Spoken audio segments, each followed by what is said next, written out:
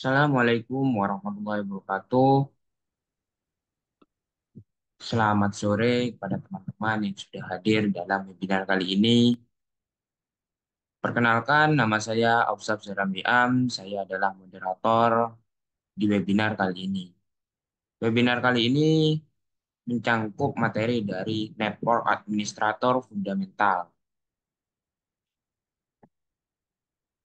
Agenda webinar kali ini adalah pertama, pembukaan; kedua, tujuan webinar; ketiga, peraturan webinar; keempat, profil perusahaan; kelima, profil promoter Adswa; keenam, profil pemateri; ketujuh, penyampaian materi; dan yang kedelapan adalah tanya jawab. Tujuan webinar kali ini adalah memahami konsep dasar dan peran network administrator dalam pengelolaan jaringan. Kedua, penerapan konfigurasi dasar-dasar perangkat jaringan untuk membangun dan mengelola jaringan. Ketiga, melakukan monitoring dan troubleshooting jaringan. Keempat, menerapkan keamanan jaringan untuk melindungi infrastruktur jaringan. Dan yang kelima atau yang terakhir, mengelola strategi backup, recovery, dan dokumentasi jaringan. Materi webinar pada sore kali ini adalah Network Administrator Fundamentals dengan durasi kurang lebih 2 jam. Aturan webinar kali ini adalah peserta wajib menyalakan kamera selama webinar berlangsung dan memastikan wajah terlihat jelas. Kedua, peserta yang tidak aktif selama lebih dari 5 menit akan dikeluarkan dari webinar. Ketiga, saat pemateri menyampaikan materi, peserta dapat mengajukan pertanyaan melalui fitur chat. Pertanyaan akan dijawab oleh pemateri setelah sesi materi selesai. Keempat, pada saat sesi tanya jawab, peserta diizinkan bertanya secara langsung melalui mic atau melalui chat. Kelima, peserta wajib mengikuti sesi foto bersama di awal dan di akhir webinar. Keenam, peserta wajib melakukan rekap layar secara mandiri saat sesi foto bersama. Ketujuh, setelah webinar selesai, peserta diwajibkan memberikan ulasan mengenai kegiatan tersebut melalui link yang akan disediakan pada chat webinar kali ini. Dan yang kedelapan adalah sertifikat hanya akan diberikan kepada peserta yang mematuhi seluruh aturan di atas, termasuk kehadiran aktif, partisipasi dalam foto bersama, dan pemberian ulasan. Kali ini foto bersama di awal. Saya ingatkan seluruh peserta wajib menyalakan kamera. Pastikan wajah terlihat jelas. Tidak boleh menggunakan masker, kacamata hitam, dan alat lainnya yang menutupi wajah peserta untuk diidentifikasi. Dimohon untuk admin kelas, saya persilahkan untuk foto bersama. Terima kasih Kak Wiam. Baik, mengingatkan kembali karena di awal tadi sudah dijelaskan bahwa sertifikat hanya akan diberikan kepada peserta yang memenuhi seluruh aturan termasuk memberikan ulasan secara mandiri.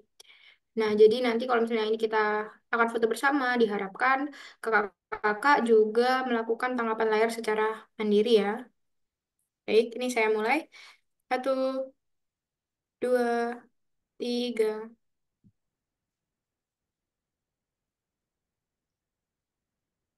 Untuk Kak Elita Agustina, bisa dinyalakan kameranya.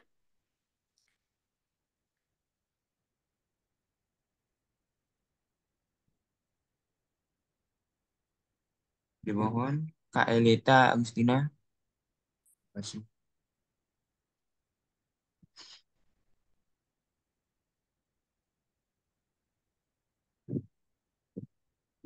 Baik, saya mulai kembali.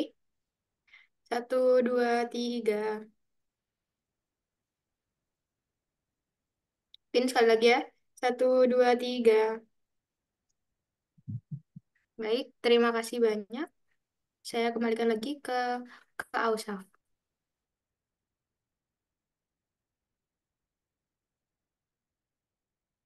Terima kasih admin kelas. Kita lanjut ke sesi berikutnya. Sesi berikutnya adalah profil perusahaan dari Atswa Indonesia. Atswa Indonesia adalah perusahaan yang menyediakan jasa perencanaan, instalasi, perawatan, troubleshooting, dan pelatihan jaringan komputer. Fokus utama Atswa adalah memberikan layanan berkualitas. Keunggulan dari perusahaan Atswa Indonesia. Yang pertama, menawarkan layanan lengkap dalam jaringan komputer dari perencanaan hingga pelatihan sesuai kebutuhan klien. Kedua, didukung teknisi dan trainer berpengalaman memastikan hasil terbaik bagi klien. Ketiga, berkomitmen untuk memberikan solusi tepat dan efektif dengan menjaga standar kualitas tinggi. Keempat, fokus pada kepuasan klien dengan layanan yang handal dan berkualitas. Kelima, mitra terpercaya yang selalu mengutamakan pengalaman, pengembangan, dan keputusan yang matang dalam setiap solusi yang diberikan.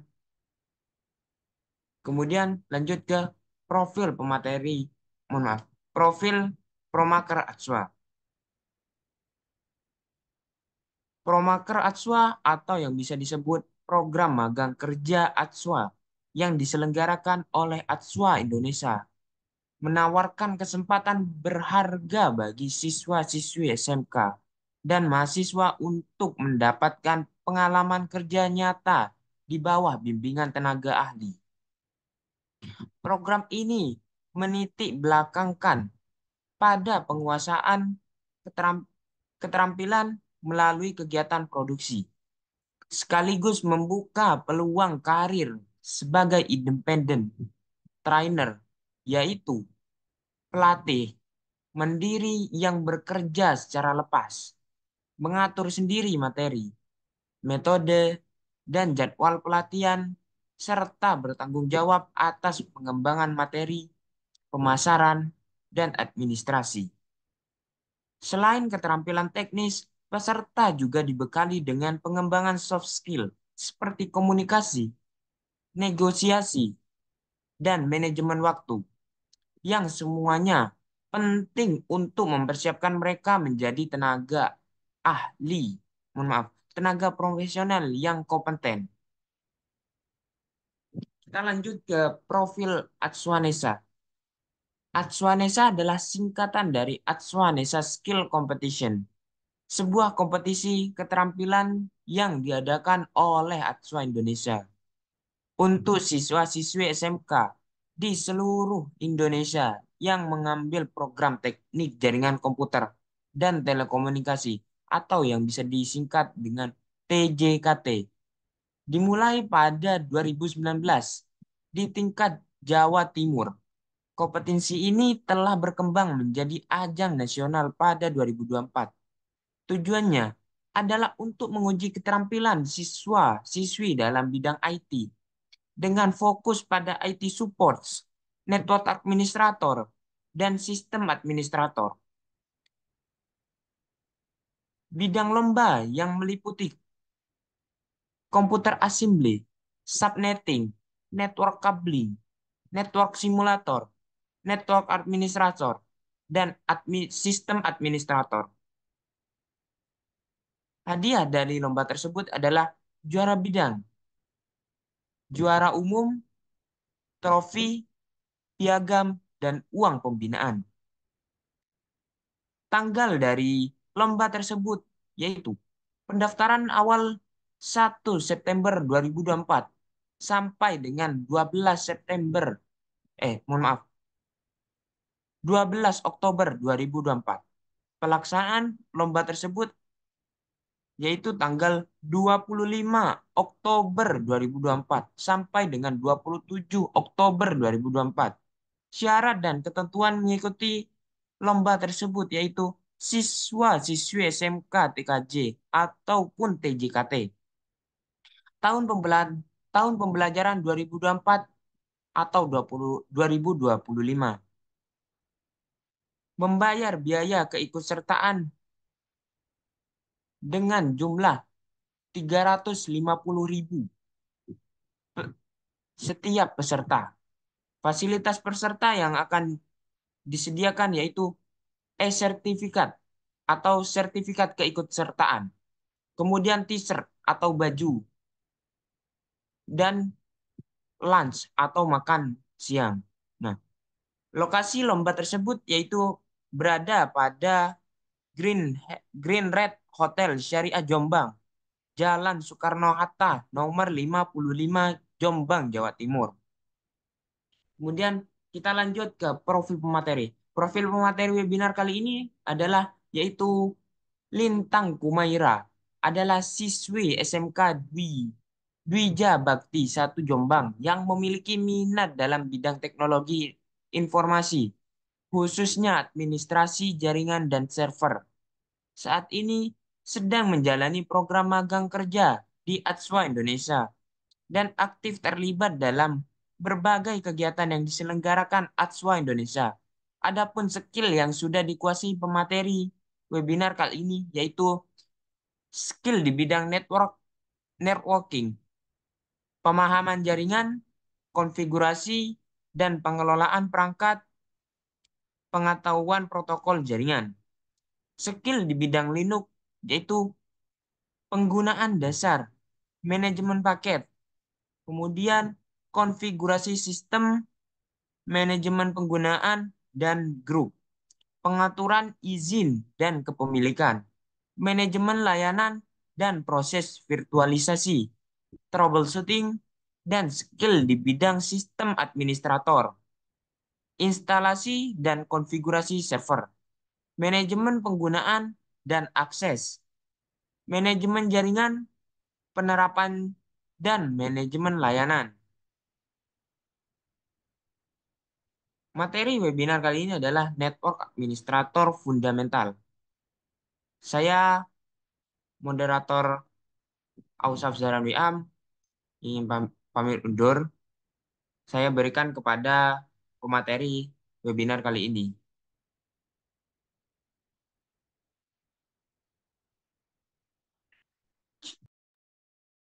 Baik, terima kasih banyak Kak Ausaf atas waktunya. Saya izin share screen dulu ya.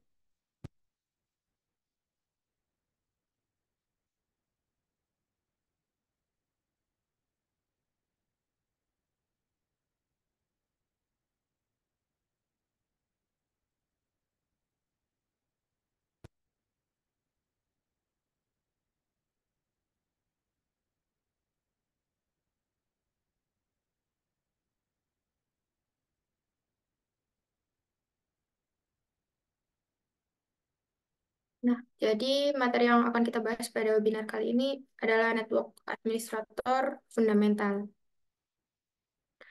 Nah, yang pertama, apa itu administrator jaringan? Nah, administrator jaringan adalah garda terdepan dalam memastikan kelancaran komunikasi antar komputer dalam sebuah jaringan. Nah, tanpa mereka, bisnis, rumah sakit, dan lembaga keuangan bisa mengalami kekacauan karena gangguan atau kerentanan jaringan. Nah, tugas mereka tidak hanya menjaga jaringan tetap berjalan, tetapi juga melindunginya dari berbagai ancaman-ancaman keamanan.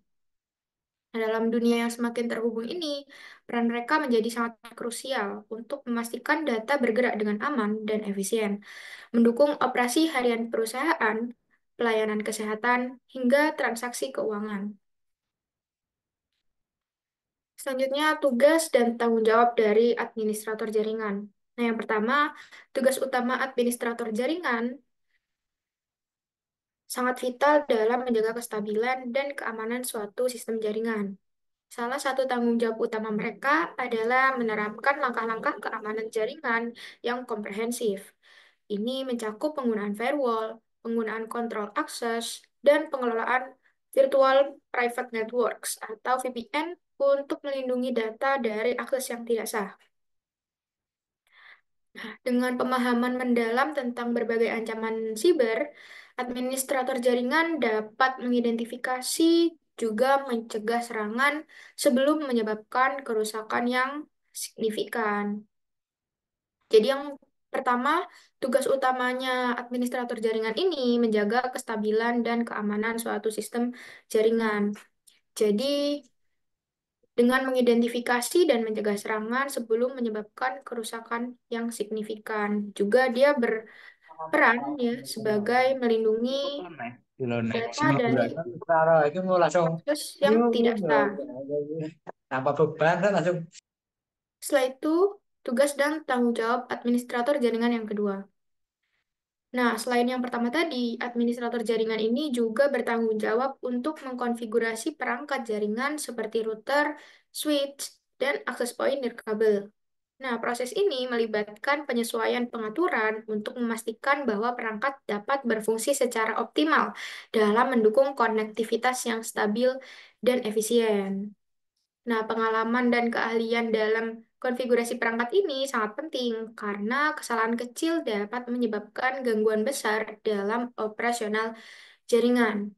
Jadi, tugas dan tanggung jawab administrator jaringan yang kedua itu adalah mengkonfigurasi perangkat jaringan, juga memastikan bahwa perangkat-perangkat yang sudah dikonfigurasi tersebut dapat berfungsi secara optimal, juga mendukung konektivitas yang stabil dan efisien. Selanjutnya, tugas dan tanggung jawab administrator jaringan yang ketiga. Nah, yang ketiga ini memelihara perangkat keras dan perangkat lunak juga menjadi bagian integral dari tugas administrator jaringan.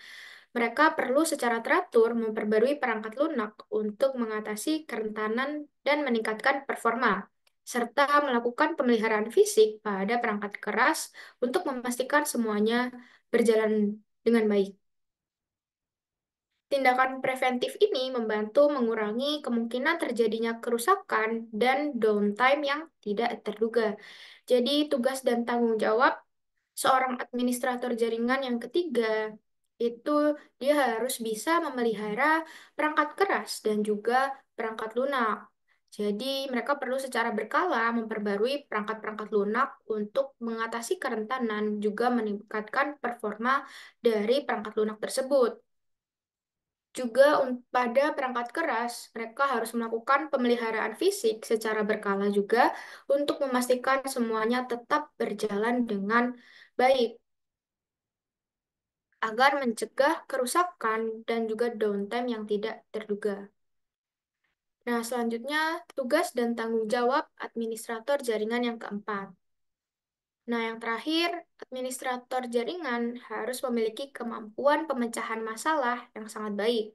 Ketika terjadi masalah dalam jaringan, mereka ini bertugas untuk mendiagnosis dan menyelesaikan isu tersebut secepat mungkin. Ini mungkin melibatkan analisis log system, melakukan pengujian koneksi, dan berkolaborasi dengan tim TI lainnya untuk menemukan solusi yang efektif. Jadi, tugas dan tanggung jawab administrator jaringan yang keempat ini, mereka harus bisa memecahkan masalah atau isu, juga mendiagnosisnya dengan secepat mungkin ya. Entah itu dia melibatkan analisis log system, entah dia melakukan pengujian koneksi, juga bisa dengan berkolaborasi dengan tim TI lainnya supaya menemukan solusi yang tepat dan efektif. Nah, dengan pendekatan yang sistematis dan analitis, administrator jaringan dapat memastikan bahwa layanan jaringan tetap dapat diandalkan dan siap mendukung berbagai aktivitas bisnis dan operasional. Selanjutnya, keterampilan administrator jaringan yang pertama. Keterampilan teknis adalah fondasi utama bagi seorang administrator jaringan yang sukses, terutama dalam hal keamanan jaringan. Di tengah ancaman cyber yang terus berkembang, mereka harus mampu menerapkan langkah-langkah keamanan yang efektif, seperti penggunaan firewall dan juga kontrol akses. Selain itu, pemahaman tentang berbagai jenis jaringan, termasuk local area network, Wide Area Network atau WAN, dan Virtual Private Network atau VPN sangat penting untuk merancang dan mengelola infrastruktur yang aman dan juga efisien. Nah, jadi keterampilan yang harus dimiliki seorang administrator jaringan yang pertama adalah keterampilan teknis ya. Karena keterampilan teknis ini adalah fondasi utama bagi seorang administrator jaringan.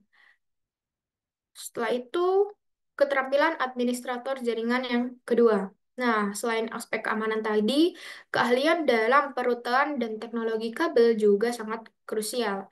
Administrator jaringan perlu memahami cara perangkat jaringan yang berkomunikasi dan mampu mengkonfigurasi router serta switch untuk memastikan ketersediaan dan kecepatan jaringan.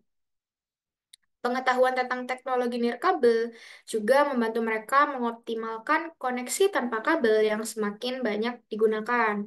Dengan kombinasi keterampilan ini, administrator jaringan dapat menghadirkan solusi konektivitas yang handal dan adaptif untuk organisasi modern. Jadi, selain aspek keamanan yang pertama tadi, keahlian dalam perutan dan teknologi nirkabel ini juga sangat penting ya dimiliki oleh administrator jaringan. Jadi mereka perlu memahami cara kerja perangkat jaringan tersebut, juga harus mampu mengkonfigurasinya. Selanjutnya, untuk memulai karir sebagai administrator jaringan, langkah pertama adalah mendapatkan sertifikasi yang relevan. Contohnya seperti CompTIA Network.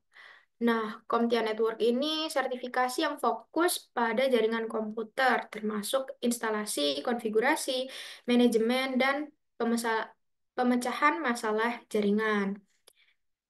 Sertifikat ini yang dapat memberikan dasar pengetahuan dan keterampilan yang diperlukan. Nah, banyak orang yang memulai dari posisi help desk nih, yang memberikan mereka pengalaman langsung dalam mengatasi masalah teknis dan memahami infrastruktur TI secara menyeluruh. Selain sertifikasi, pengalaman praktis juga sangat penting. Misalnya, melibatkan diri dalam proyek-proyek TI dan berkolaborasi dengan profesional lain di bidang tersebut akan memperkuat keahlian dan meningkatkan peluang untuk mendapatkan posisi sebagai administrator jaringan yang sukses. Nah, selanjutnya, salah satu perangkat jaringan ini ada mikrotik ya. Nah, mikrotik ini adalah sistem operasi perangkat lunak berbasis Linux yang berfungsi untuk mengubah komputer menjadi router jaringan yang handal. Nah, dengan kemampuan untuk menghubungkan berbagai perangkat ke jaringan yang berbeda, mikrotik sangat membantu dalam administrasi jaringan, baik untuk skala kecil seperti jaringan rumah atau warnet, maupun untuk skala besar seperti jaringan di gedung perkantoran atau institusi pendidikan. Teknologi ini memungkinkan pengelolaan lalu lintas data, juga konektivitas yang lebih efisien. Nah, menjadikannya pilihan populer di kalangan penyedia layanan internet dan perusahaan yang membutuhkan manajemen jaringan yang efektif. Jadi, perangkat mikrotik ini sistem operasinya berbasis Linux ya. Nah, ini berfungsi untuk mengubah komputer menjadi router jaringan. Nah, lalu mikrotik ini juga sangat membantu dalam hal administrasi jaringan ya, baik untuk skala kecil maupun skala besar, karena dia memungkinkan pengelolaan lalu lintas data, juga konektivitas yang lebih efisien. Nah, sehingga mikrotik ini menjadi pilihan yang populer di kalangan penyedia layanan internet dan perusahaan yang membutuhkan manajemen jaringan yang efektif. Nah, untuk lebih lanjutnya, kalian kakak-kakak bisa langsung melihat di website mikrotik.com. Nah, salah satu software untuk meremote sebuah router OS mikrotik itu ada yang namanya Winbox ya. Nah, untuk Winbox sendiri bisa di-download secara gratis di website resminya. Ya, ini mikrotik.com/download. Nanti ada di bagian software. Nah, langsung diklik aja nih yang tulisan Winbox-nya ini. Setelah itu langsung di download. Nah, selanjutnya sejarah mikrotik. Jadi mikrotik ini pertama kali didirikan pada tahun 1996 di Latvia oleh John Trulli dan Arnis Rektins. Nah, awalnya mereka berdua ini berfokus pada pengembangan router dan ISP nirkabel.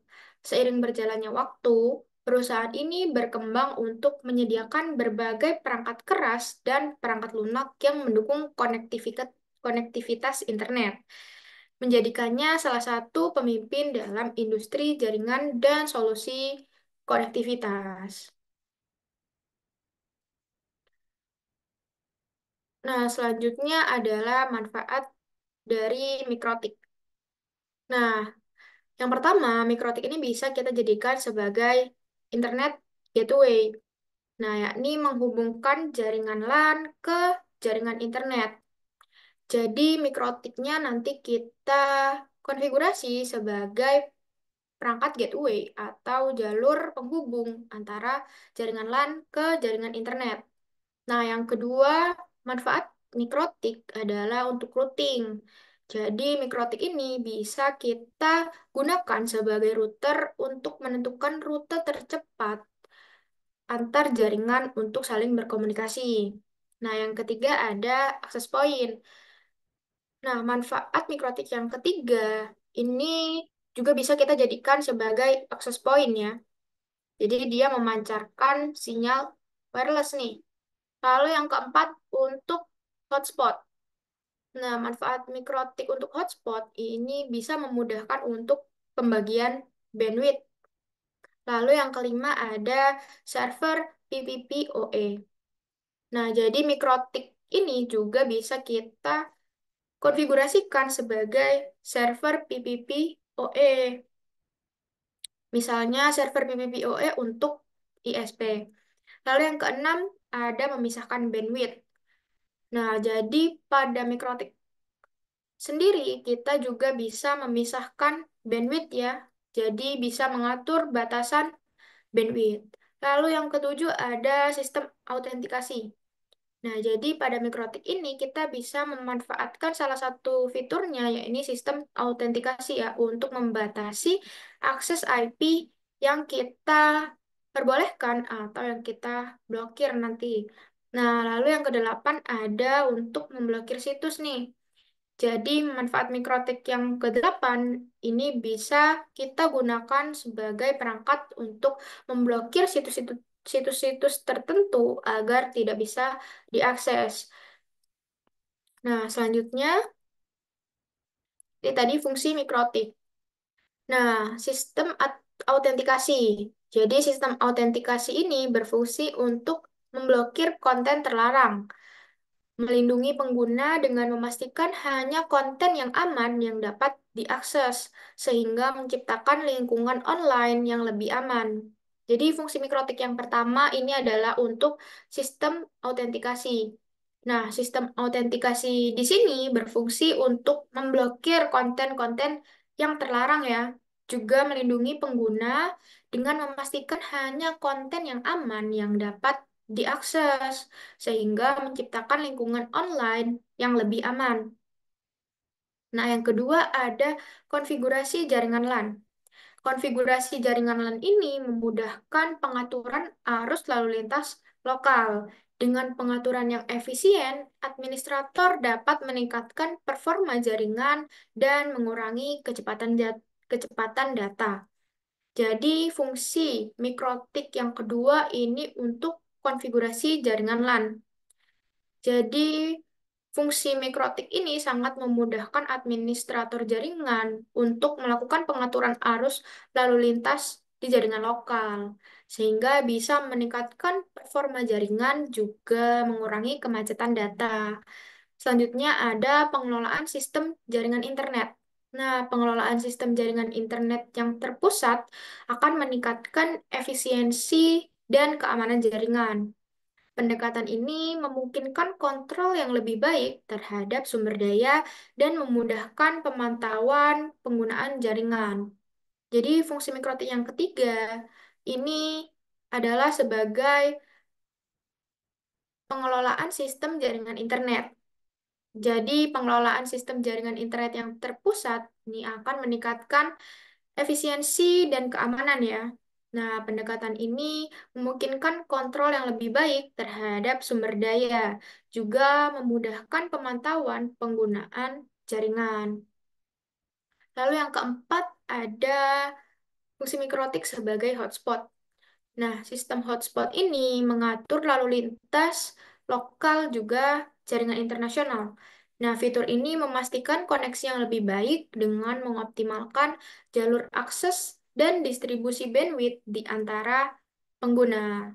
Jadi, pada fitur hotspot di Mikrotik, ini kita bisa memanfaatkannya sebagai perangkat yang digunakan untuk mengoptimalkan jalur akses dan distribusi bandwidth di antara pengguna.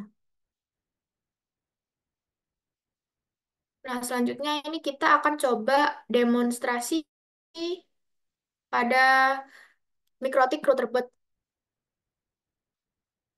Nah, di sini saya sudah menyediakan ya Mikrotik Routerbird-nya.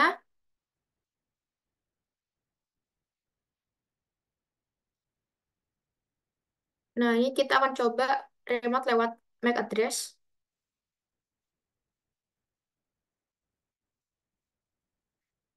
Nah, yang pertama tadi ada ini ya, konfigurasi IP statis dan dinamis. Juga penggunaan DHCP client dan DHCP server pada Mikrotik. Nah, untuk konfigurasi IP address sendiri pada Mikrotik ini kita bisa pergi ke menu IP, lalu ke tab address, di addresses. Nah, untuk menambahkan sebuah IP address itu kita bisa langsung saja klik nih di bagian tambah, lalu kita tambahkan addressnya di sini. Nah, misal di sini saya akan konfigurasi address dengan IP 192.168.3.1 slash mungkin 25 ya. Sehingga nanti kalau misalnya kita pakai slash 25 berarti IP yang bisa digunakan oleh klien itu berjumlah 126. Nah, untuk interface-nya akan saya pasangkan di Ether 3 ya. Nah, setelah itu, jika konfigurasi ini sudah selesai, kita langsung apply dan kita oke aja. Nah, untuk konfigurasi IP statis sendiri itu bisa setelah kita menambahkan address di mikrotiknya, itu kita bisa langsung konfigurasi pada perangkat kita ya, atau pada laptop kita. Nah, di sini kita harus menambahkan IP address secara manual. Nah, karena tadi 192.168.3, misal ini kita pakai titik 2 ya. Nah, untuk netmasknya sendiri berarti 255.255.255.128. Nah, untuk gateway-nya kita arahkan ke IP address yang ada di mikrotik tadi. Berarti 192.168.3.1. Nah, setelah itu tinggal kita apply aja.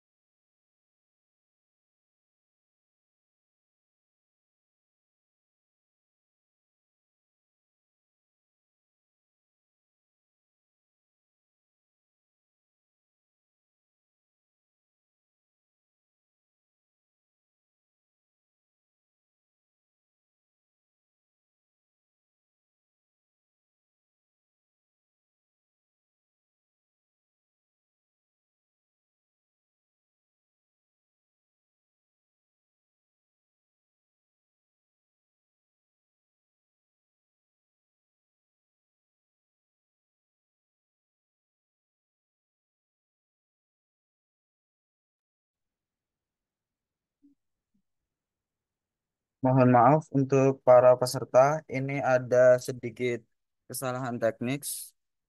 Mungkin internetnya agak nge-lag, jadi pemateri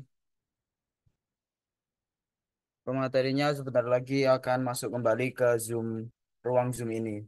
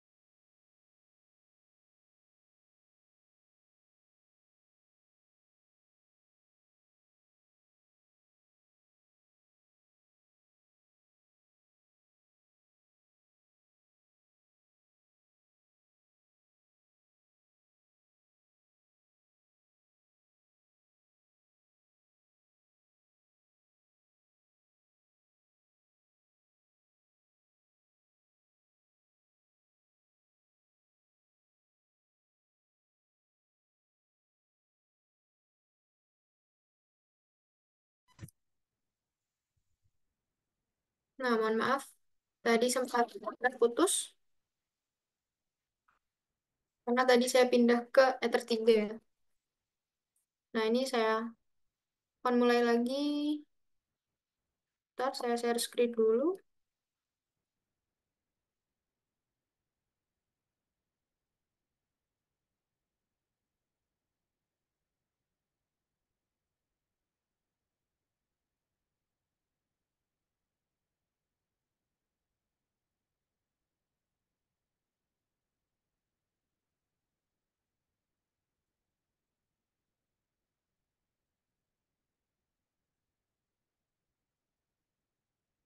Nah, di sini kita coba masuk lagi ya mikrotipnya.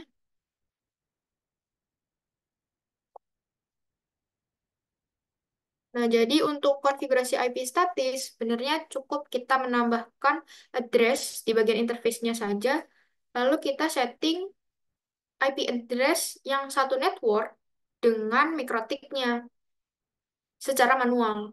Kayak tadi yang kita lakukan tadi, jadi kita menambahkan IP address secara manual di laptop ataupun PC kita. Nah, untuk konfigurasi IP dinamis, nah ini kita butuh yang namanya DHCP server ya. Nah, kita ke menu IP, terus DHCP server. Nah, di sini tadi saya sudah buat DHCP untuk Ether 2 nih, yang sekarang saya tancapkan ke laptop. Nah, kita akan coba bikin DHCP server untuk Ether 3.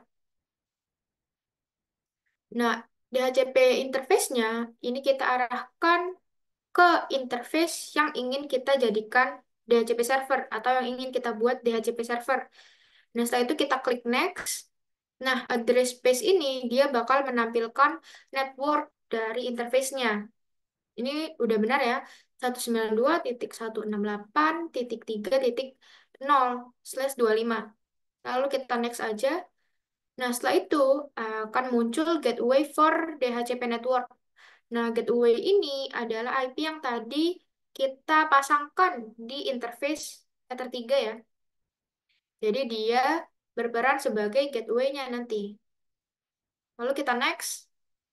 Nah, address to give out ini adalah IP address yang nantinya akan diberikan ke klien nih.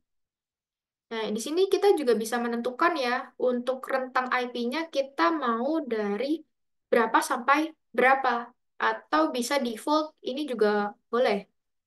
Jadi sesuai dengan kebutuhan aja nih. Setelah itu kita next. Nah, DNS servernya kita biarkan aja, kita next. Nah, list time-nya juga kita next. Nah, Kalau misalnya sudah keluar setup has complete successfully, berarti sudah berhasil ya kita bikin DHCP servernya. Nah, ini kenapa Ether 3-nya merah? Itu karena tidak ada kabel yang tertancap di Ether 3, jadi merah. Nah, selanjutnya kita akan bahas DHCP client nih.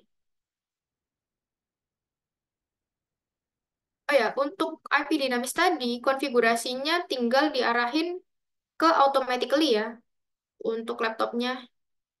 Jadi kalau tadi kan di manual kita masukin sendiri. Nah, sekarang di automatically atau DHCP ini.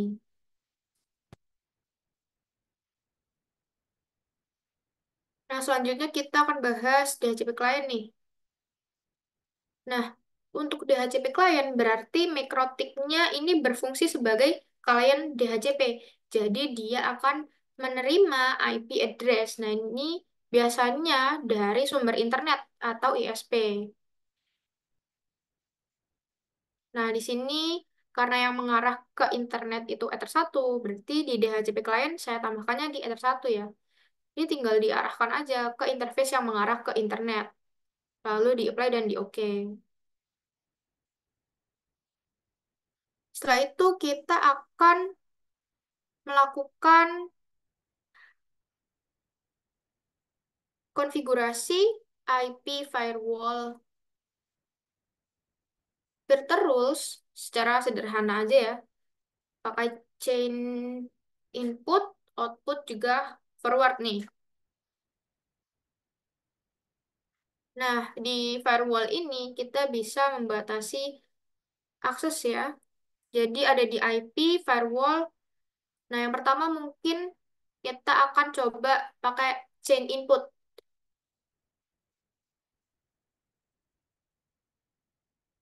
Nah, jadi caranya tinggal ke tab filter rules ini, terus ditambahkan. Nah, di bagian general, ini chain-nya kita arahkan ke input. Nah, destination address, ini kita arahkan ke IP dari laptop kita nih. Berarti 2254 kalau nggak salah. Ntar, bisa kita cek di sini ya, di DHCP server dan di lisis ini. Nah, ya 2254. Nah, setelah itu protokolnya kita pakai ICMP karena kita mau agar IP laptop kita itu nggak bisa ping ke routernya. Jadi kita mau bikin rules supaya laptop kita nih nggak bisa ping ke router. Nah, actionnya tinggal kita pilih drop aja, biar nanti paketnya bakal di drop. Nah, kalau udah tinggal di apply dan di OK. Nah, sekarang kita bakal coba ya.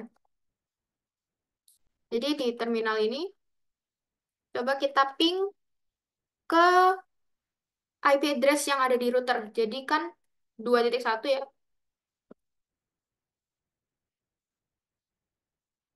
Ini masih masuk.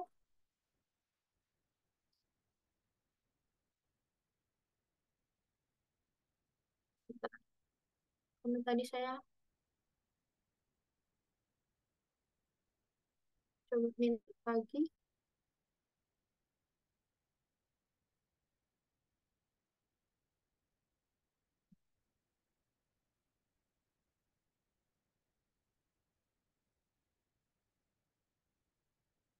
Ini harusnya udah bener sih chainnya input destination address.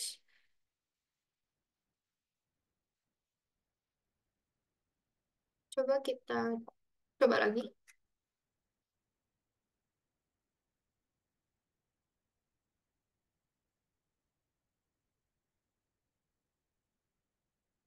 Nah, berarti ini kebalik.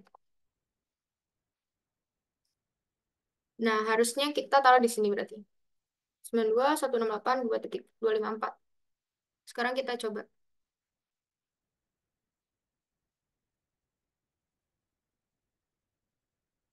Coba kita ping ke 2.254.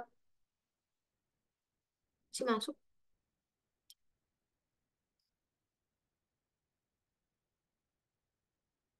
Sudah benar sih ini ICMP. Actionnya kita drop.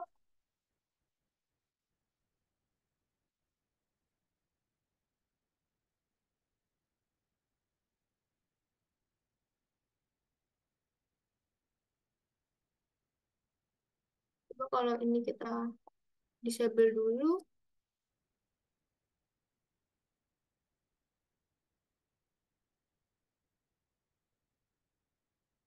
Ini kita cek ya.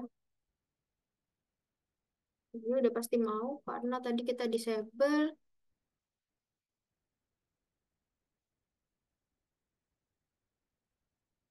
Kita bikin rule baru aja.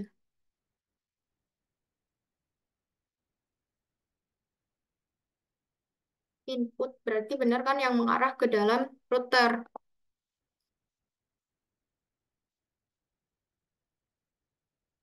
Ini coba isi destination-nya 2.1, sumbernya dari 2.254 misal. Isinya kita drop.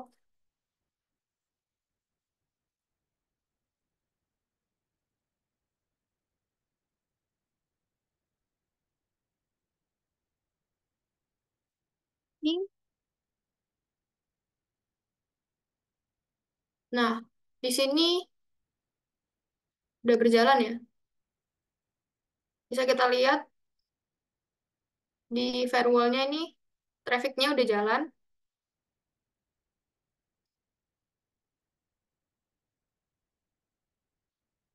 Berarti coba source address-nya kita hapus. Nah, kita coba nih. Ping ke 2.1 nih. Bisa nggak? 92.168.2.1. Nah, di sini juga nggak bisa. Berarti untuk destination address-nya kita isikan sama IP dari routernya tadi ya.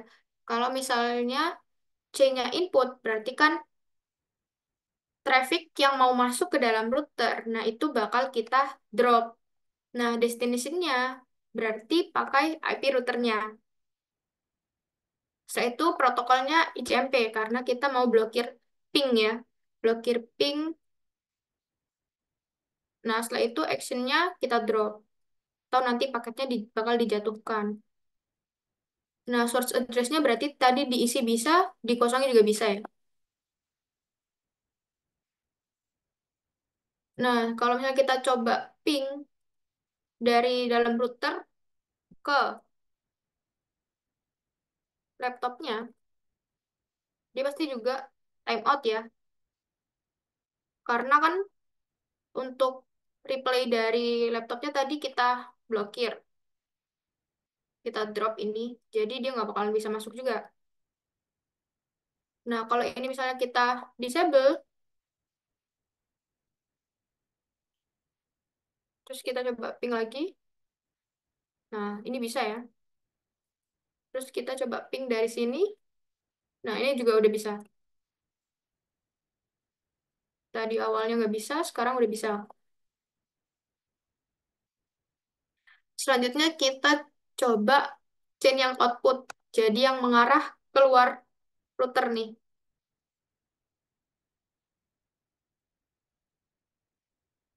Nah, di sini berarti destination address-nya pakai IP dari laptop kita. Nah, protokolnya ICMP, action-nya tetap kita drop ya. Oke. Nah, di sini coba kita ping ke IP laptop. Nah, ini statusnya paket rejected ya. Terus di sini juga kita bisa lihat nih, traffic dari rules kita nih jalan. Berarti ada yang lagi ngeping nih. Nah, kita lagi ngeping ini tadi ya. Terus kita coba cek nih, sini. Apakah kita bisa ping ke 2.1. Nah, ini juga nggak bisa ya. Karena tadi udah kita drop nih yang outputnya. Jadi si laptop nggak bakalan bisa dapat balasan dari routernya. Nah, ini traffic dari rules-nya juga jalan ya.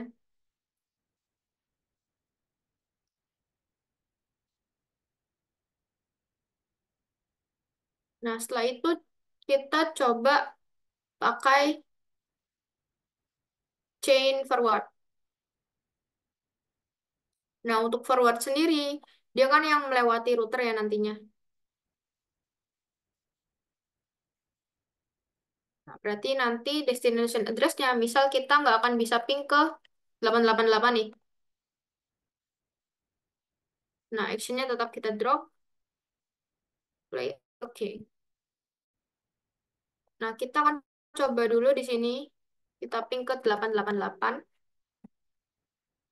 Nah, di sini bakal bisa ya. Sedangkan kita coba cek di laptop, kita coba ping ke 888-nya. Nah, dia nggak bakal bisa ya. Karena kita udah bikin rules dengan chain forward tadi.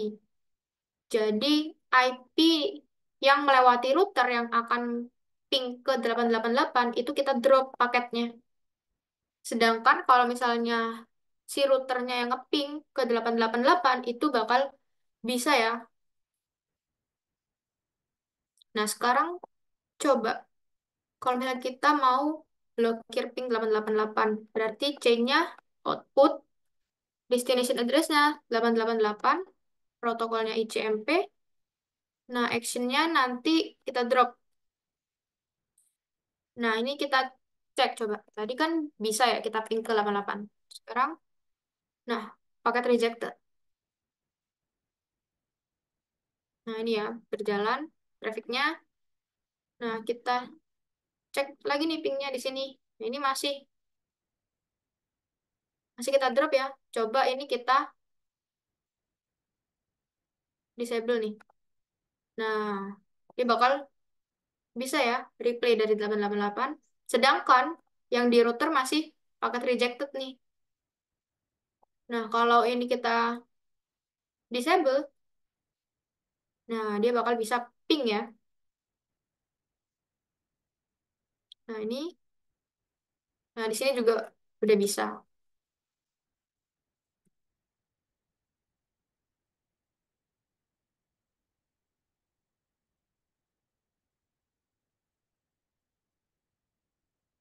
Nah, mungkin untuk firewall filter rules secara sederhana, kita coba itu aja sih tadi. Selanjutnya, kita lanjut ke konfigurasi hotspot. Nah, pada konfigurasi hotspot ini, ada di IP, terus hotspot ya. Nah, kita pergi ke servers. Nah, terus tinggal kita setup aja nih. Jadi, interface mana yang ingin kita setting hotspot. Nah, ini kita arahin ke Ether 2 ya. Karena yang tersambung ke laptop saya Ether 2. Nah, di sini dia bakal ngasih informasi local address networknya 192.168.2.1/24. Kita next aja. Nah, address pool networknya juga kita next. Nah, karena kita nggak punya sertifikat SSL, jadi ini kita next aja. SMTP servernya kita biarkan default 0000. DNS servernya bisa diisi, bisa dikosongin aja. Kita next. Nah, DNS name-nya bisa kita isikan domain. Misal demo.com. Ini kita next aja.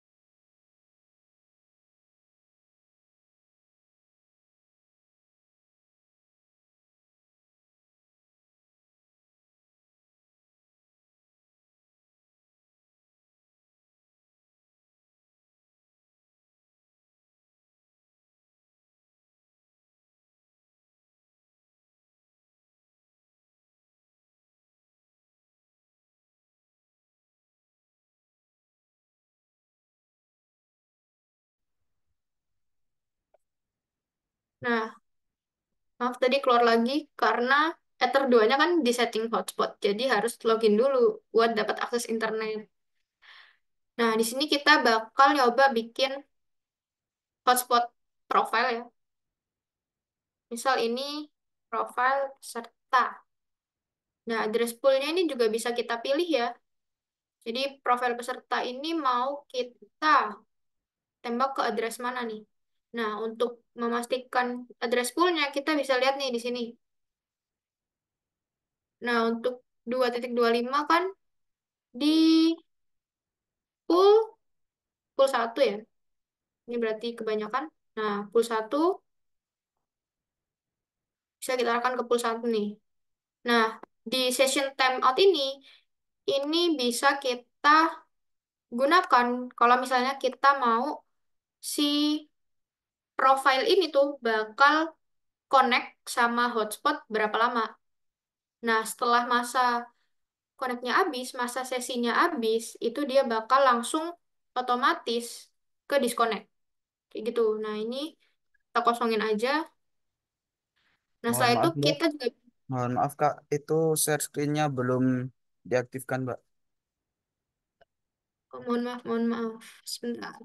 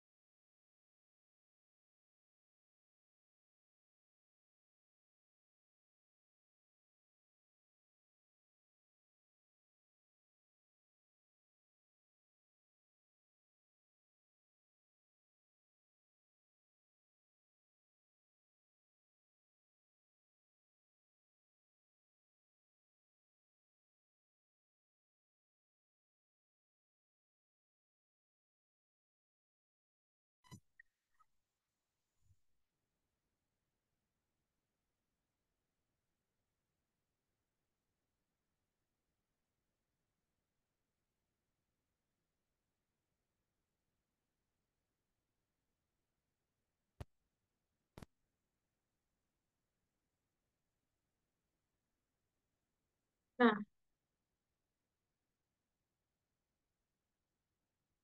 sudah ya. Nah, tadi kita bahas lagi ya. Di address pool ini bisa kita isi dengan pool yang akan diberikan di profile yang kita buat ini.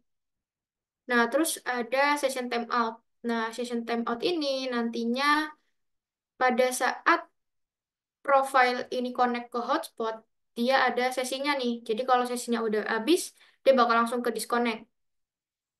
Nah, setelah itu ada shared user nih. Nah, shared user nantinya profile ini bakal bisa kita sharing ke berapa user. Jadi bisa bakal dipakai oleh berapa user. Nah, di sini mungkin kita isikan dua aja. Nah, rate limit ini kita bisa juga melimit bandwidth ya di sini. Tapi ini kita kosongin aja. Nah, terus tinggal di-apply dan di-OK. Nah, setelah itu, ini kan ada user default-nya ya. Jadi user default-nya admin. Jadi semua orang atau semua user bakal bisa login pakai user admin nih. Nah, kita tambahin dulu user pesertanya. Tadi servernya kita arahin ke hotspot satu, server hotspot satu. Nah, setelah itu namanya, misal kita peserta ya. Nah, passwordnya tinggal diisikan aja. Nah, profilnya kita arahkan ke profil peserta tadi. Terus tinggal kita play dan kita oke. Nah, misal ini user adminnya kita disable, berarti nanti kita nggak bakal bisa login pakai user admin nih. Selanjutnya kita coba login pakai user peserta ya. Nah, ini kita refresh dulu.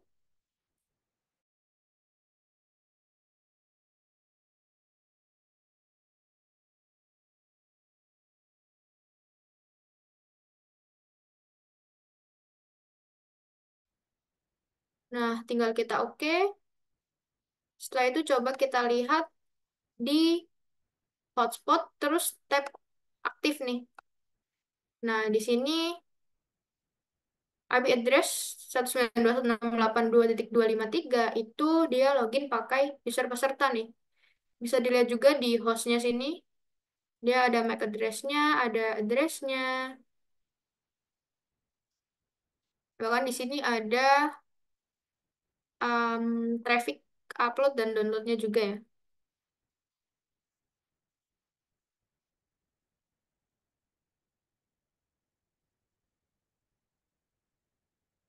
Nah, setelah itu kita coba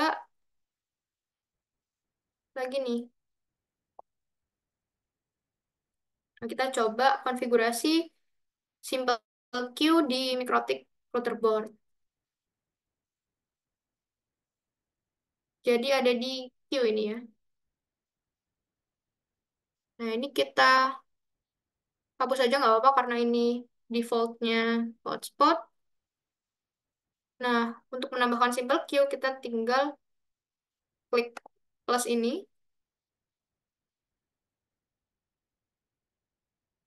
Nah, terus kita mau pakai nama apa? Misal ini total band bandwidth. Nah, targetnya kita bisa pakai network address, pakai IP address, maupun pakai interface ya. Nah, di sini saya pakai interface. Jadi targetnya nanti interface Ether 2.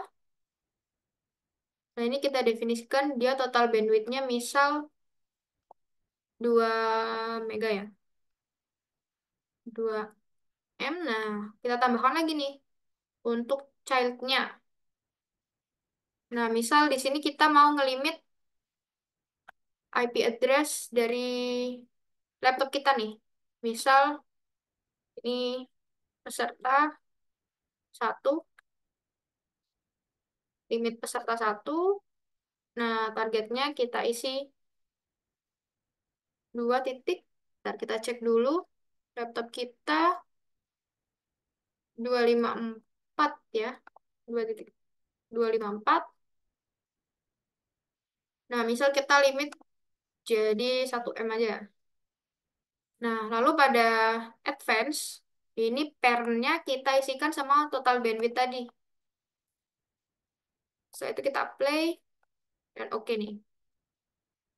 Nah, kalau udah begini, kita coba cek nih. Kita cek speed test.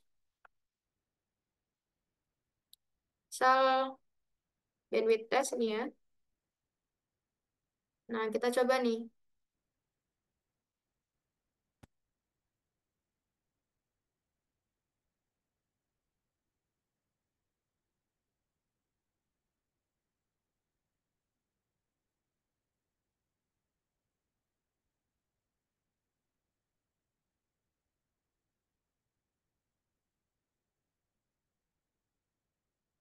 Oh, ini masih masuk. Limitnya, kita cek ulang lagi ya.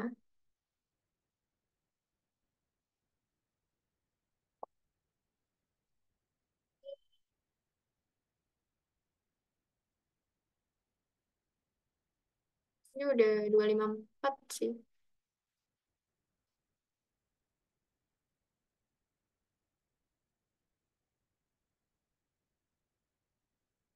Kita coba.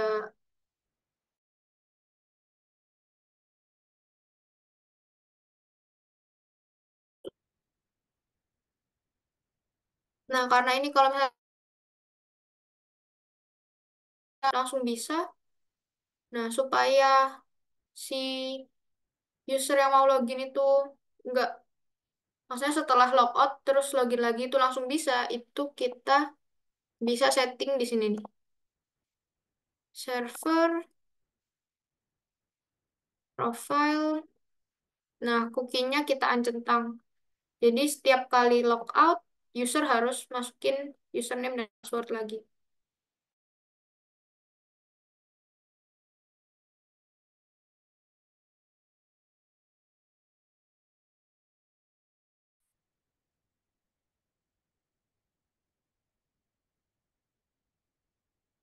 Nah, kalau di sini yang kedetek IP-nya 253 ya.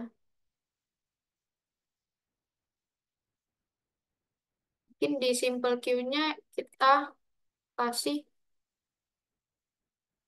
network aja. Kita coba lagi.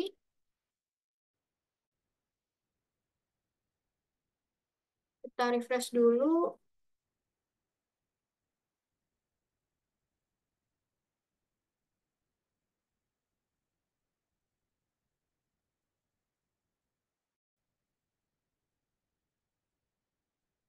Ini masih connecting.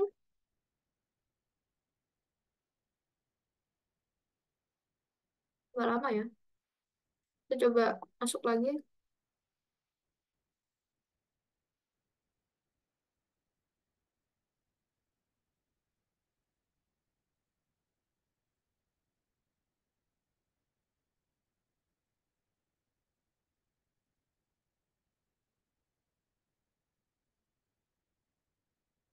Nah, sini kita lihat speed testnya di 0,33 Mbps ya. Nah, kalau kita lihat di simple queue yang udah kita bikin tadi, ini limit peserta dan total bandwidth-nya ada warnanya ya. Nah, kalau merah ini berarti dia 75 sampai 100% max limitnya itu udah digunakan. Nah, kalau ini kita lihat,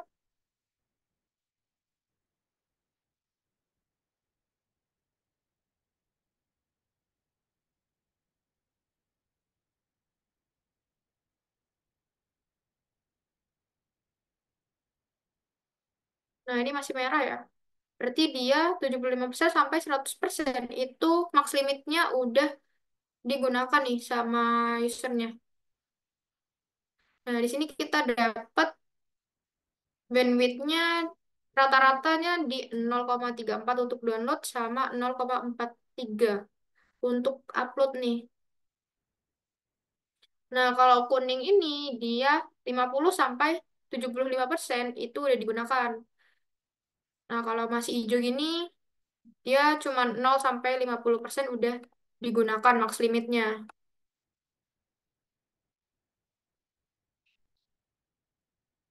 Mungkin kita coba mau tes ulang.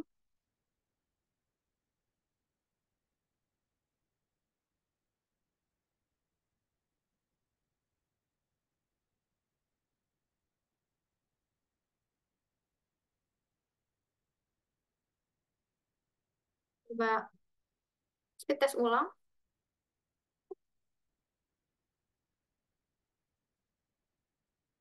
Ini connectingnya kita tunggu aja.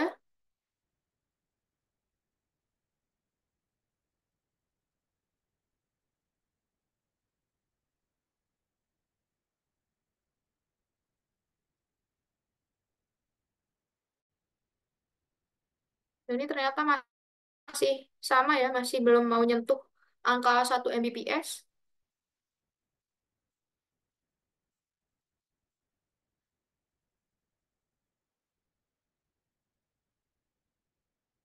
Nah, di sini udah mulai tinggi ya untuk uploadnya.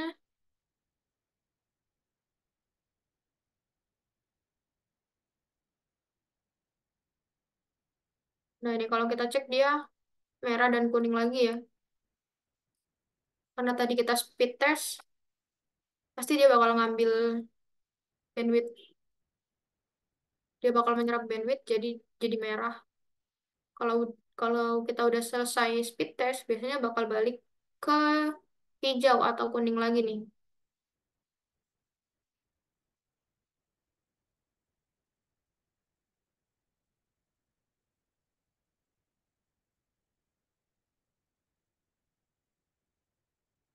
Nah, ternyata speed test kita yang kedua itu uploadnya masih sampai 0,57 Mbps ya.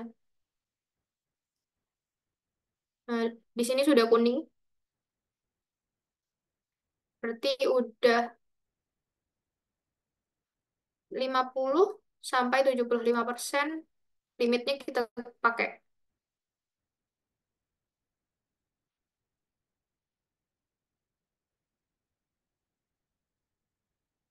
Nah, untuk simple queue mungkin kayak gitu aja.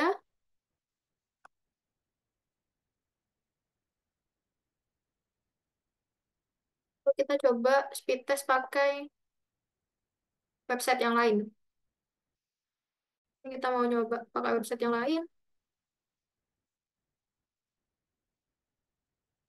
Ini dari fast.com.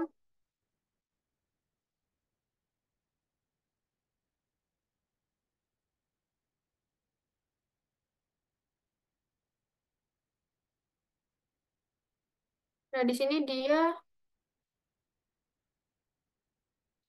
masih 240, 250 kbps ya di sini malahan. Berarti hampir mirip sama Okla tadi.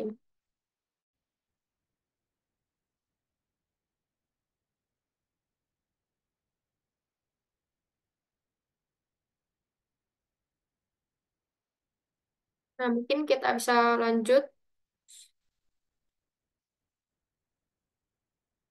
Nah, ini buat melakukan backup sama restore configuration MikroTik router board. Nah, untuk backup sendiri, itu kita bisa melakukan backup di file ini ya. Nah, terus tinggal kita klik backup aja. Nah, di sini nanti kita isikan bebas ya. Namanya apa?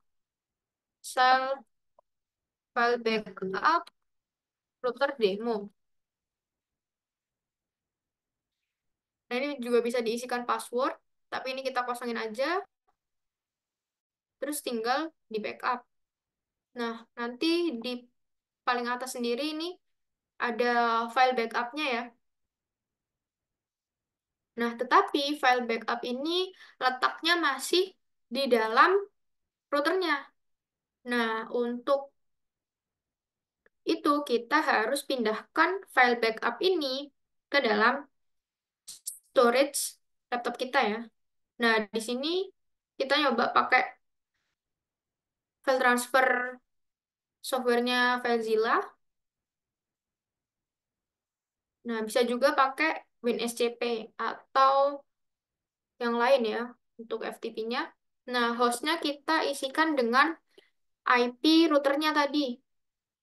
Nah, username-nya seperti biasa, admin, passwordnya by default kosong ya. Nah, kalau kita lihat di sini, ada port kan ya. Nah, portnya ini kita isikan dengan, bisa kita lihat di sini ya, service. Nah, untuk FTP sendiri, dia di port 21 nih. Berarti kita isikan dengan port 21. Terus kita klik quick connect aja. Nah, ini kita udah masuk ke mikrotiknya ya. Jadi di sebelah kanan ini mikrotik, di sebelah kiri ini laptop saya. Nah, misal kita mau mindahkan file backup ini ke dalam laptop. Nah, caranya tinggal di drag aja, terus kita drop di sebelah kiri, di bagian laptopnya. Nah, kalau udah, dia berarti sudah tertransfer ya ke laptopnya. Nah, jadi misal nanti kalau ada konfigurasinya hilang atau apa, nah itu kita bisa masukkan file backup yang sudah kita simpan di laptop kita. Nah, itu kita cek dulu di sini. Jadi saya naruhnya di dokumen. Nah, ini sudah ada ya file backup router demo. Nah, untuk restore-nya sendiri itu cukup mudah ya. Ini misal kita hapus dulu. Nah, ini tinggal kita upload aja. Terus kita cari nih filenya tadi. Nah, namanya kan ini. Tinggal kita open. Nah, setelah itu kan udah kepindah nih ke routernya. Nah, ini kita tinggal klik restore aja. Nah, tinggal klik restore. Nah, nanti dia bakal minta reboot nih. Jadi, si router mikrotiknya ini bakal reboot buat nge-restore konfigurasi yang di backup tadi. Nah, ini nanti kita pilih yes aja. Seperti itu. Mungkin untuk backup dan restore, seperti itu ya tadi. Jadi kita tinggal buat file backupnya aja. Tinggal kita backup, terus itu kita pindahkan file backup ini yang ada di dalam storage routernya ini ke dalam storage laptop kita. Nah, setelah itu kalau misalnya kita mau nge-restore, kita tinggal upload file backupnya aja, terus kita restore. Jadi kita klik restore, terus tinggal di restore, dan si mikrotiknya bakal nge-restore atau mengembalikan konfigurasinya, juga reboot ya biasanya, bakal booting ulang si mikrotiknya. Nah, untuk backup dan restore mungkin itu aja sih.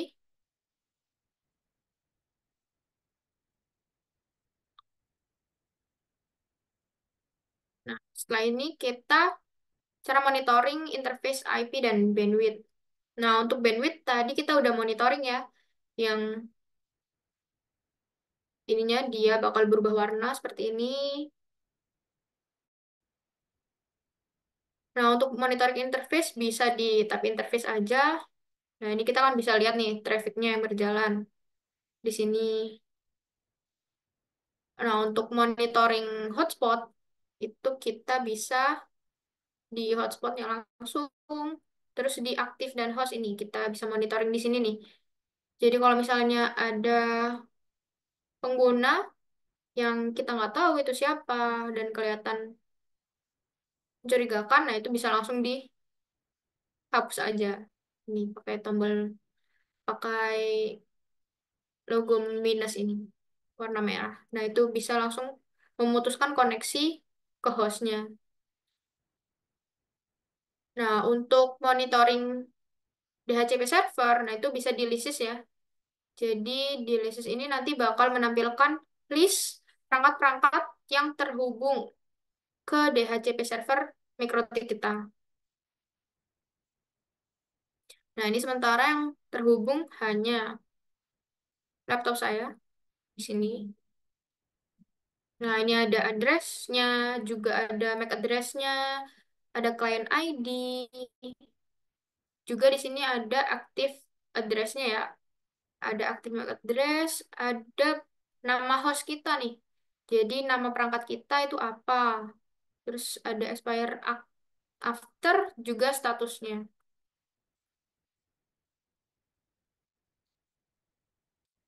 Nah, kalau kita lihat di hotspot tadi ya, di active user juga ada nih address-nya, terus usernya dia login pakai user apa, terus pakai server hotspot mana. Di sini ada ya. Setelah itu ada upload downloadnya juga. Nah, di bagian hostnya juga ada MAC address-nya di sini. Di sini ada MAC address, juga ada IP address-nya.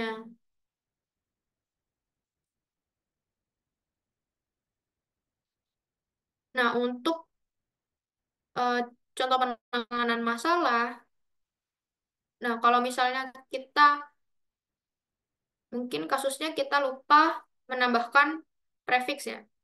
Jadi kita misal menambahkan IP address tanpa prefix. Nah, misal kita taruh di Ether 4. Nah, bisa kita lihat ya di sini dia networknya tetap sama ya, seperti IP address yang kita tambahkan. Kalau misalnya kita nggak menambahkan prefixnya, jadi dia nggak bakal ngedetect nih, dia networknya berapa. Kalau misalnya kita bikin DHCP server, kita misal setup ya di Ether 4. Nah, di sini dia pasti nggak bakalan mau nih. Kalau kita next ya, kita next. Nah, dia invalid address pool. Jadi kita harus nambahin prefix di sini. Jadi prefix itu juga sangat krusial ya. Kalau misalnya terlewatkan. Nah, kalau misalnya udah kita tambahin prefix, nah dia kan networknya nih bakal muncul 4.0. Padahal tadi kalau misalnya nggak kita kasih prefix, dia tetap ya Ini karena tadi udah kita kasih prefix. Nah, misalnya nggak kita kasih prefix nih, 4.1, terus kita arahin ke tempat nih. Nah, networknya bakal tetap 4.1 kan? Karena si routernya nggak bakal ngedetect karena kita nggak ngasih prefix ini tadi. Kalau misalnya kita kasih prefix, nah dia bakal berubah kan jadi 4.0. Itu IP network dari IP 192.168.4.1/24. Nah, kalau tadi kita pertama kali isikan yang tanpa prefix, mohon maaf, yang tanpa prefix, kan tadi 4.1 aja tuh. Nah, kalau kita bikin DHCP server, pasti bakal invalid. Nah, sekarang kita coba kalau udah kita benerin tadi. Nah, dia bakal bisa ya, karena di sini kebaca address space-nya, gateway-nya juga, address to give out-nya juga. Nah, dia bakal successful. Kalau misalnya kalau misalnya kita tadi nggak ngasih prefix, dia bakal ini ya tadi invalid. Nah, kita coba lagi nih. Tuh, dia bakal invalid ya. Kalau kita telaah, di sini address space-nya tetap pakai IP 4.1. Nah, gateway-nya juga tetap pakai IP 4.1 nih. Nah, address to give out-nya malah amburadul ya di sini. Di sini malah 4.2 sampai 4.0. Wah, kalau kita next pasti invalid address pool. Jadi, penulisan prefix di sini juga sangat krusial ya. Jadi harus kita tentukan juga nih prefixnya berapa. Karena kalau nggak diisikan, dia pada saat kita bikin DHCP server itu pasti dia nggak bakalan mau, pasti invalid.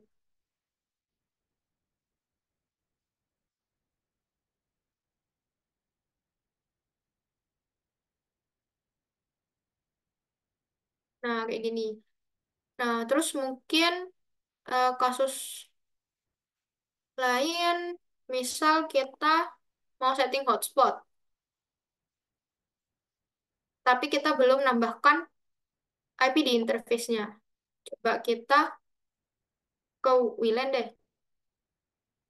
Nah, dia bakal pakai IP yang lain nih.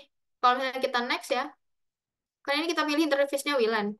Nah, dia bakal malah ngambil IP yang 2.1 ya, yang mana dia itu IP dari Ether 2 nih.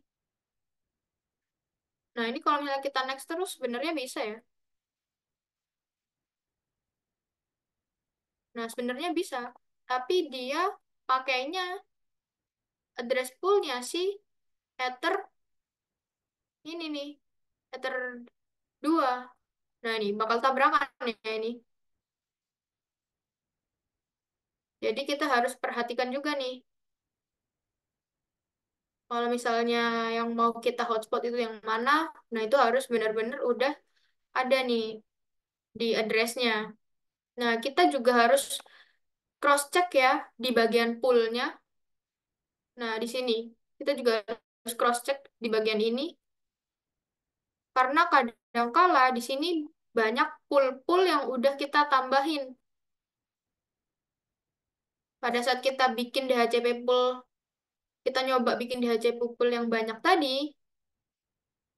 Nah, kalau kita lihat di pool-nya ini, nah untuk IP pool 3 dan pool 4 isinya sama ya. Sedangkan di DHCP servernya ini dia ngeritnya di address pool 4. Nah, berarti address pool 3 ini nggak kepake ya. Nah, ini kalau bisa kita remove aja nih. Karena kalau misalnya nggak kita remove, bisa jadi DHCP-nya bakal bingung. Nah, ini udah bener ya, pool 1, pool 2, dan pool 4.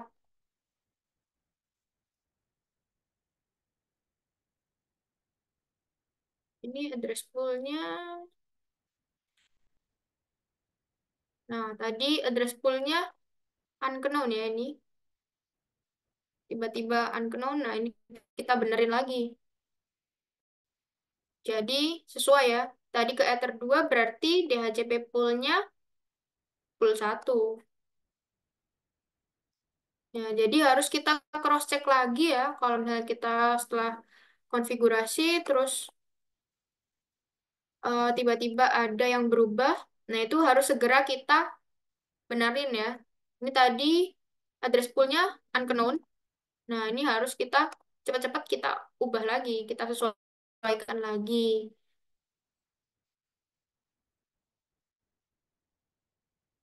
Supaya nanti user hotspot itu bakal dapat IP address dari DHCP poolnya ini. Nah, kalau kita lihat di sini tadi, ternyata pada saat kita login ini dapat IP-nya kan 2.253 ya.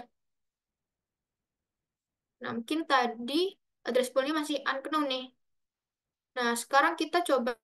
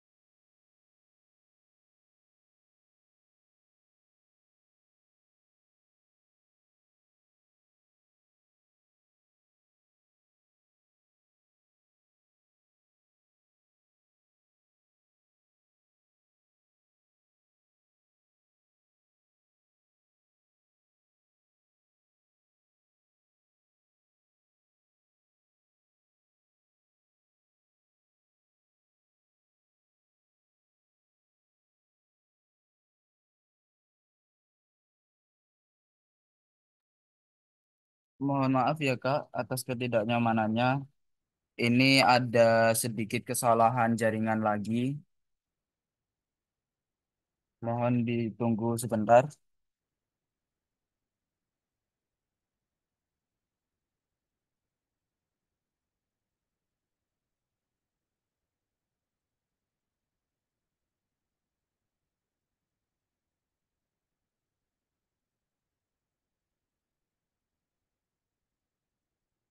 Mungkin apabila tadi ada unek-unek yang mau ditanyakan, mungkin ada sedikit konfigurasi yang masih belum paham, bisa dari sekarang diketikkan di chat agar nanti bisa langsung dijawab oleh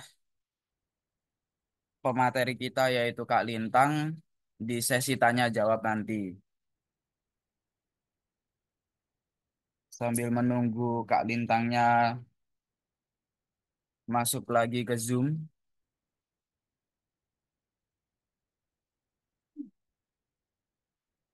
bisa disiapkan dulu pertanyaan-pertanyaan yang mau ditanyakan. Oke, saya silahkan lagi kepada Kak Lintang. Mohon maaf ya tadi koneksinya sempat terputus lagi nih.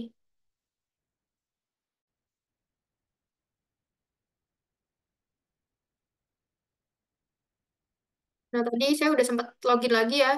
Di sini,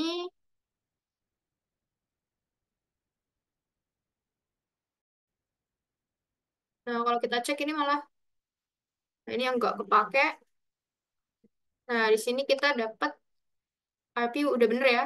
2.254 udah sama. Maaf, ini belum share screen lagi ya.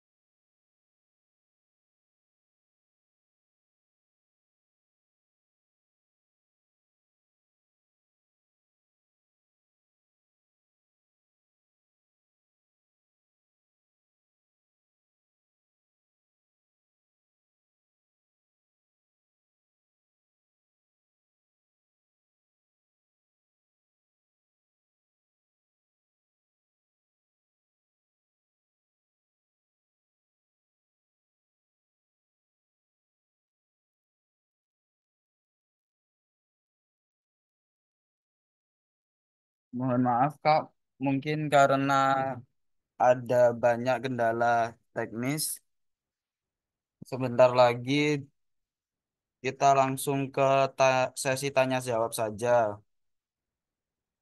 Jadi untuk kakak-kakak bisa dipersiapkan untuk pertanyaan-pertanyaannya.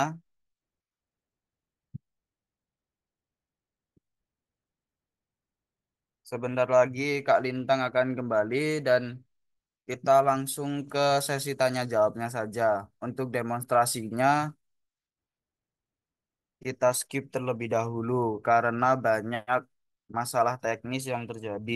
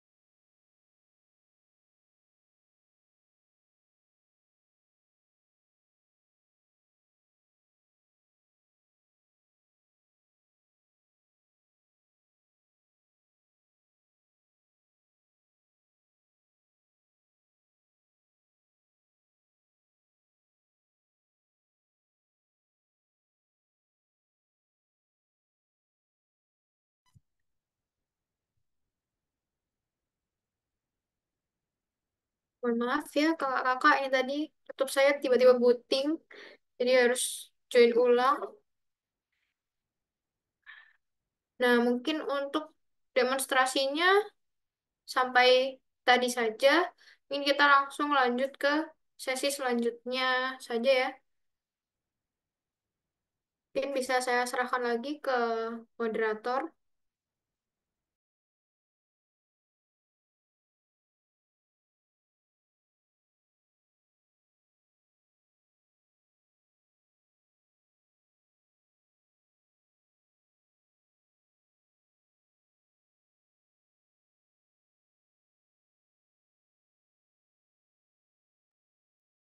Baik, terima kasih Kak Lintang selaku pemateri hari ini. Untuk sesi berikutnya adalah sesi tanya jawab. Nah, di sini peserta dipersilahkan untuk menanyakan atau menyampaikan pertanyaan-pertanyaan seputar materi di kolom chat ataupun secara langsung menggunakan mikrofon dan akan dijawab oleh pemateri. Jadi apabila ingin bertanya melalui chat silahkan atau apabila ingin secara langsung menggunakan mikrofon silahkan angkat tangan.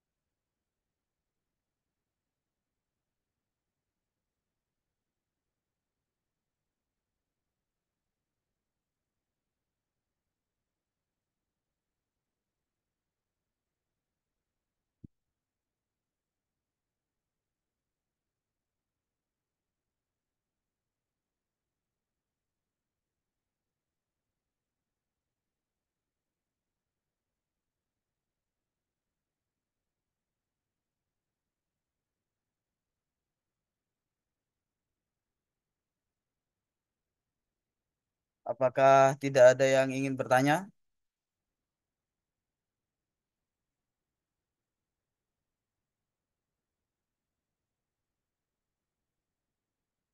Baik, mungkin kalau tidak ada yang bertanya, saya persilakan terlebih dahulu untuk pemateri hebat kita hari ini, yaitu Kak Lintang, untuk memberi pertanyaan kepada para peserta, mungkin sebagai cara pemateri ya, untuk mengetahui apabila ada yang tidak dipahami oleh para peserta. Saya persilahkan Kak Lintang. Ya, mungkin karena tadi nggak ada yang bertanya, kalau misalnya sudah paham dengan apa yang materi pada hari ini yang sudah disampaikan, mungkin bisa angkat tangan virtual ya. Jadi yang udah paham bisa direspon pakai angkat tangan virtual.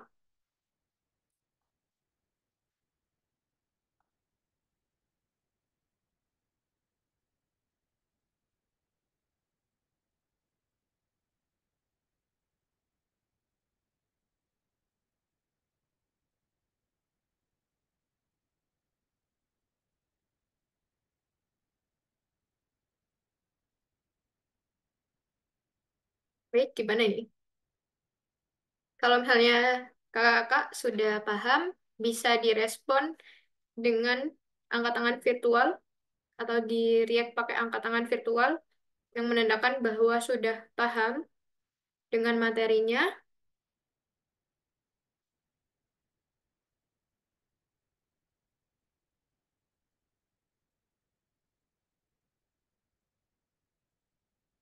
Baik, terima kasih Kak Maulana, Kak Maisya, Kak Helmi. Ada lagi yang lain?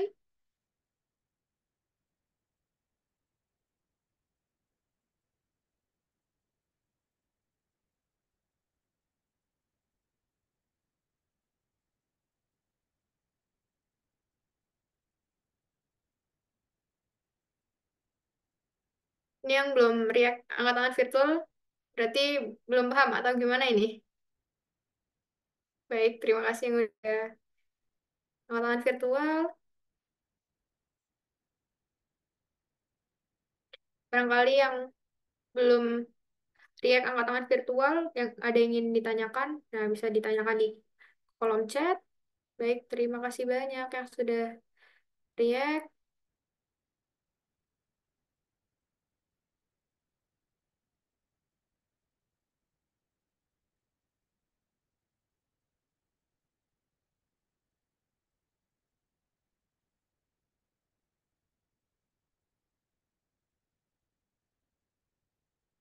Baik, mungkin sudah. Sudah banyak yang react juga tadi. Jadi kita simpulkan bahwa sudah paham semua untuk materi kali ini. Baik, terima kasih Kak Amelia sudah react. Oke, mungkin bisa kita lanjutkan ke sesi selanjutnya saja. Kak Rivaldo.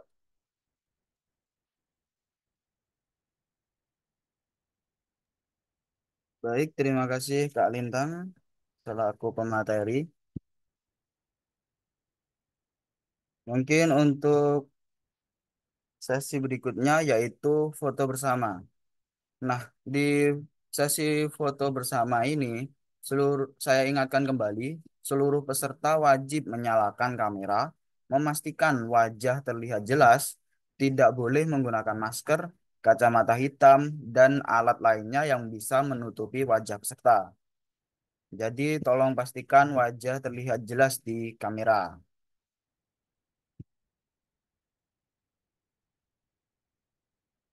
Untuk foto bersamanya, saya persilahkan Kak Lintang untuk membantu. Baik, Kak Rivaldo. Mungkin bisa dihentikan dulu share screen-nya.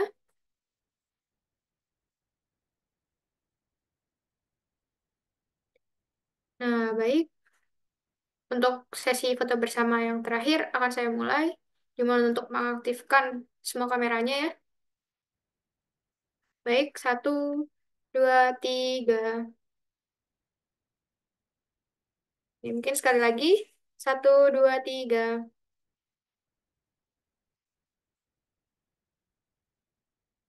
Baik, terima kasih banyak. Akan saya kembalikan lagi ke Kak Rivaldo selaku moderator.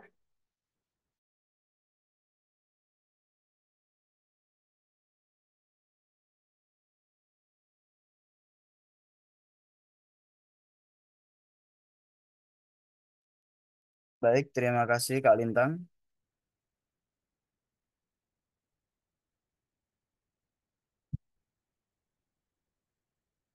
Untuk berikutnya, sebelum mengakhiri agenda pada hari ini, saya ingatkan untuk para peserta bahwa nanti mengerjak, setelah kalian mengikuti Zoom pada hari ini, kalian juga diharuskan untuk mengisi link formulir yang sudah saya share di kolom chat.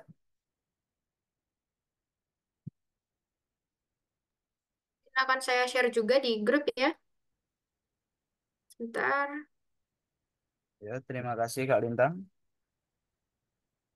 Nah, di situ nanti kalian juga akan diperintahkan untuk memberikan bukti keikutsertaan berupa screenshot atau tangkapan layar dari Zoom yang kakak-kakak ikuti. Jadi jadi mungkin apabila kakak-kakak ingin melakukan tangkapan layar bisa dilakukan sekarang sebelum nantinya Zoom ini akan ditutup.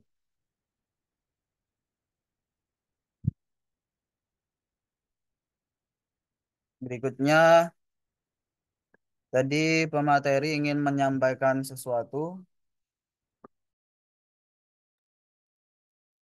Baik, sebelum menutup acara pada sore hari ini ya.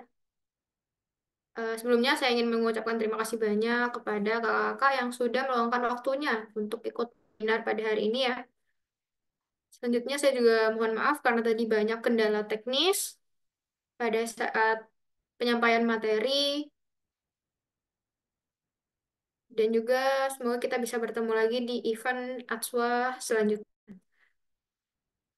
Mungkin Kak Rivaldo ada yang ingin ditambahkan atau sudah kita tutup?